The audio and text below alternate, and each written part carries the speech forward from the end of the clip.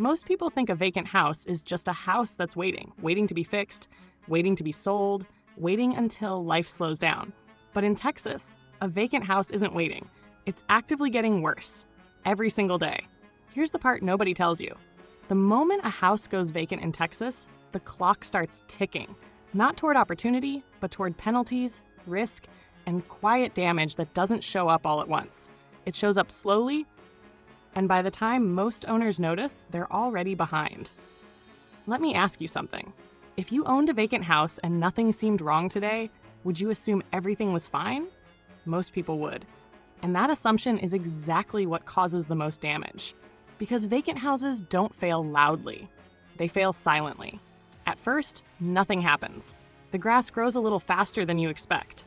Mail piles up. A neighbor notices nobody's been there in weeks. Then the systems start reacting. Cities in Texas don't treat vacant homes as neutral assets. They treat them as potential problems.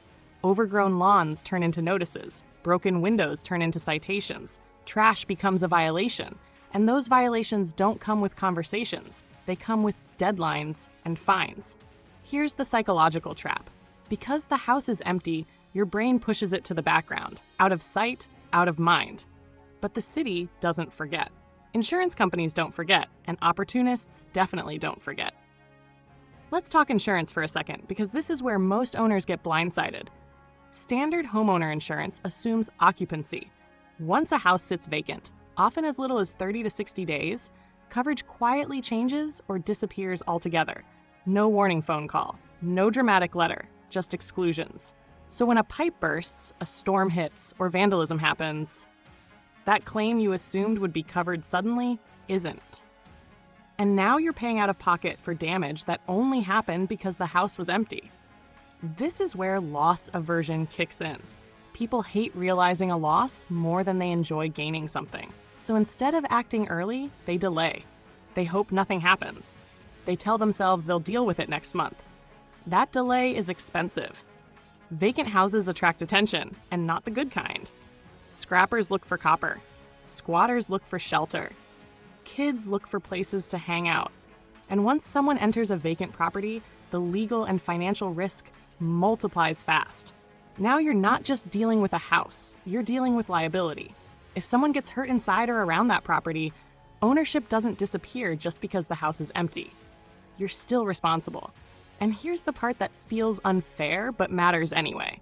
Even if the house is paid off, even if there's no mortgage, even if you own it free and clear, the costs don't stop. Property taxes still accrue. HOA fees still apply. City fees don't pause. Utilities don't forgive balances forever. A vacant house bleeds money in slow, almost invisible ways. And the longer it sits, the harder it becomes to emotionally deal with. Because now it's not just a decision, it's a regret loop. You start thinking, I should have handled this sooner. But instead of acting, that feeling often causes people to freeze even more. That's human psychology. Avoidance feels safer than confronting a growing problem. Let's talk about something most owners don't realize until it's too late: perception. Once a house is known to be vacant, the neighborhood notices. Neighbors talk. Code enforcement notices patterns. Buyers and agents label it as problem property. That label sticks. A house that could have sold cleanly 6 months ago now feels distressed. And distressed properties invite lower offers, tougher negotiations, and fewer options. This is where time works against you.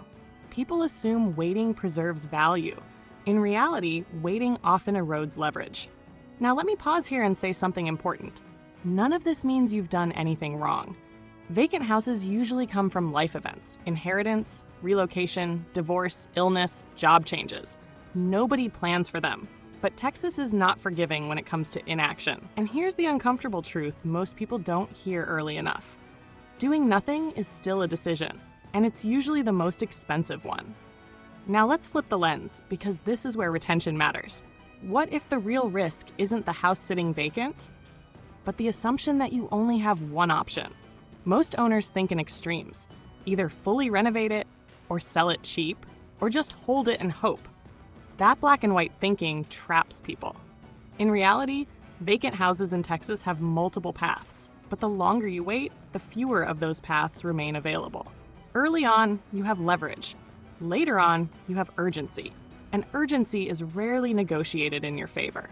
Here's another psychological factor that keeps people stuck: identity attachment. If the house was inherited, it carries emotion. If it was your first home, it carries memory.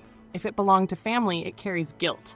So decisions feel heavier than they should, but the house doesn't carry those emotions. It only carries costs, risks, and outcomes.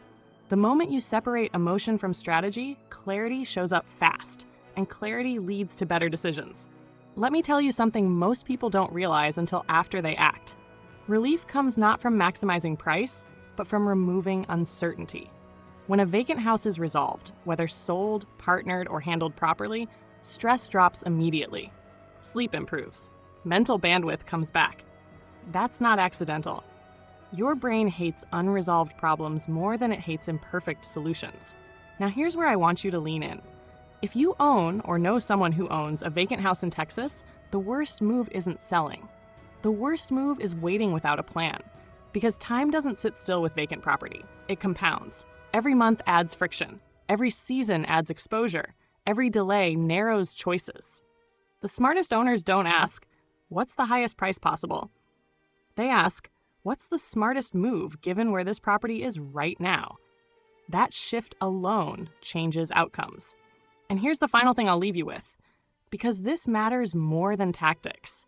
Vacant houses don't get easier with time. They get clearer. Clearer that something must be done. Clearer that avoidance didn't help. Clearer that action, even imperfect action, would have been better earlier.